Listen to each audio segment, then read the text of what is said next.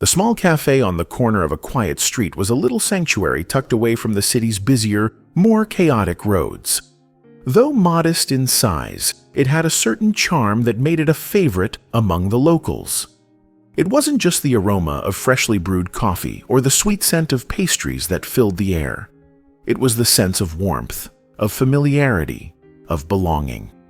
Soft, yellow lights cast a gentle glow over the polished wooden tables, where regulars sat with their usual orders, exchanging stories about their day.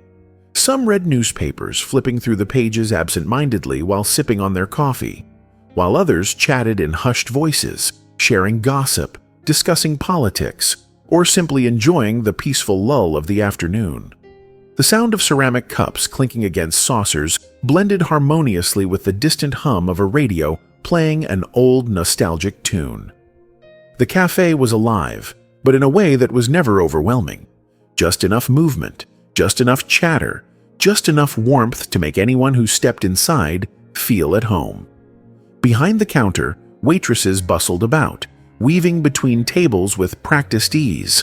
They carried trays laden with steaming cups of cappuccino, golden croissants, and plates of warm, buttery toast.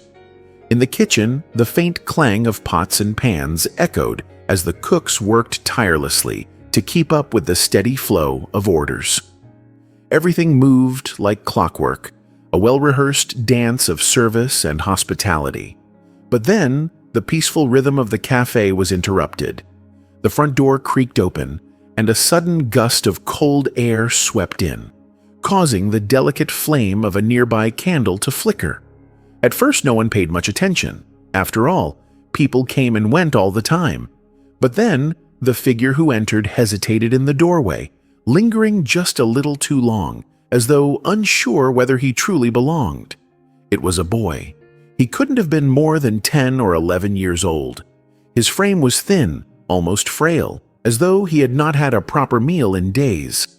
His face, streaked with dirt, bore the weary expression of someone who had learned too early in life that kindness was not something to be expected.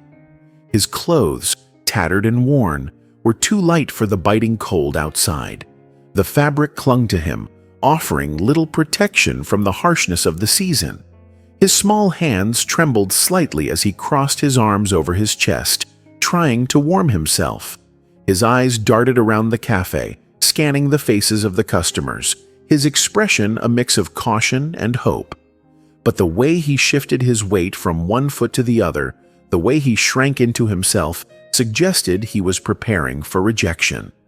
For a few moments he remained near the door, seemingly contemplating whether to step further inside or turn around and leave. He took a hesitant step forward, then another, his movements cautious, almost apologetic.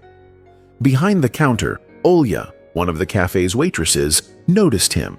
She had been wiping down a tray, preparing for the next set of orders, when her eyes landed on the boy. At first, her reaction was automatic, an instinct she had developed over time.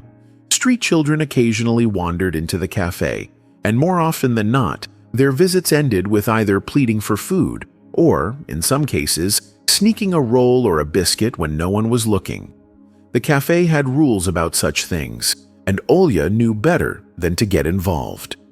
She inhaled, preparing herself to gently but firmly tell the boy to leave. But then, something made her pause. There was something different about him. It wasn't the usual look of arrogance or mischief she had come to recognize in some of the children who tried their luck here. There was no hint of cunning in his eyes, no defiance, no attempt to manipulate. Instead, there was something raw, something that made Olya hesitate. He wasn't here to cause trouble. He was hungry. The realization hit her all at once. She set the tray down and leaned forward slightly. "Are you hungry?"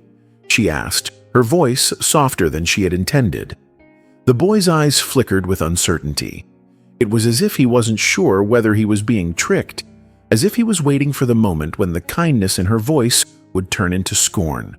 But then, after a brief pause, he gave the smallest nod. Without another word, Olya turned on her heel and walked toward the kitchen.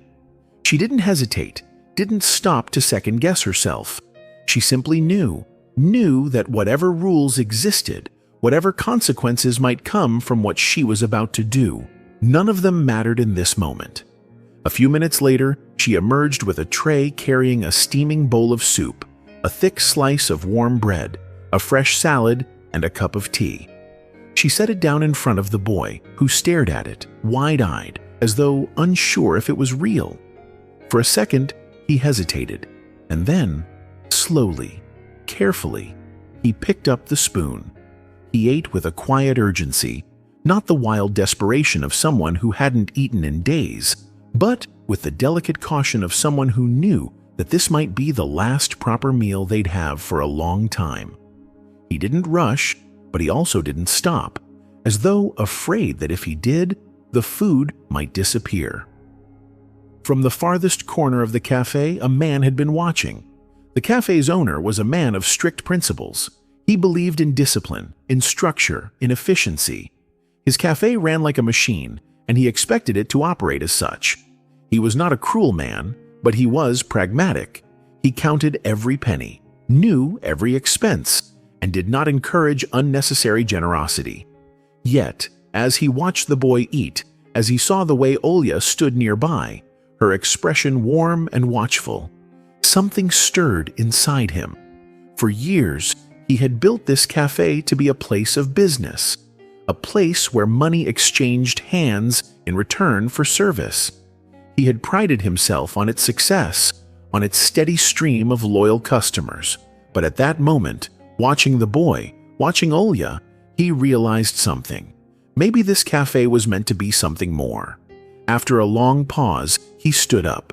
With quiet steps, he walked over to Olya and murmured a few words. She turned to him, surprised, but she did not argue. She simply nodded. The boy's meal was on the house. The next day, when Olya arrived at work, she was called into the owner's office. She braced herself, expecting a reprimand. But what she heard instead left her speechless.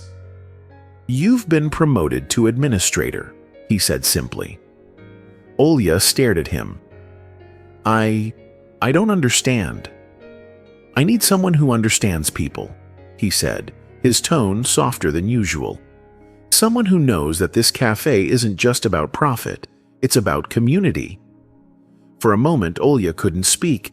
She had done nothing extraordinary. At least, that's what she had thought. It had been a small act of kindness, a single moment of compassion. But somehow, that small moment had changed everything. As she walked back onto the cafe floor, she looked around at the familiar space, at the people, at the warmth in the air. And she smiled, because sometimes even the smallest kindness could ripple outward, touching lives in ways one never imagined.